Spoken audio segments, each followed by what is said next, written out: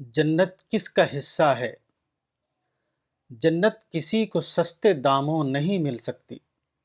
یہ تو اسی خوش نصیب روح کا حصہ ہے جو حقیقی معنوں میں خدا کا مومن بندہ ہونے کا ثبوت دے۔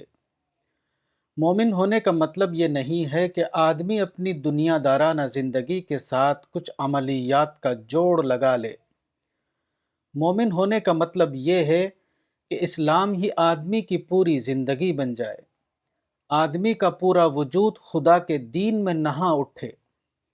مومن وہ ہے جس کے سینے میں اسلام ایک نفسیاتی طوفان بن کر داخل ہو، جو خدا کو اپنے اتنا قریب پائے کہ اس سے اس کی سرگوشیاں جاری ہو جائیں، جس کی تنہائیاں خدا کے فرشتوں سے آباد رہتی ہوں، جس کے دینی احساس نے اس کی زبان میں خدا کی لگام دے رکھی ہو، جس کے ہاتھوں اور پیروں میں خدا کی بیڑیاں پڑی ہوئی ہوں، جس کے اسلام نے اس کو حشر کی آمد سے پہلے حشر کے میدان میں کھڑا کر دیا ہو۔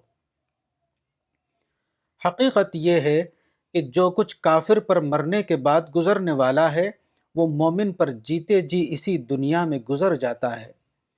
دوسرے لوگ جن باتوں کو اس وقت پائیں گے جب کہ خدا غیب کا پردہ پھاڑ کر سامنے آ جائے گا، مومن ان باتوں کو اس وقت پا لیتا ہے جب کہ خدا ابھی غیب کے پردے میں چھپا ہوا ہے۔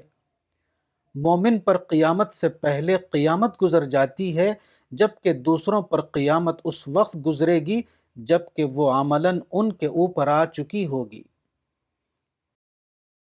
کتاب باغ جنت، مولانا وحید الدین خان، صفحہ نمبر 36۔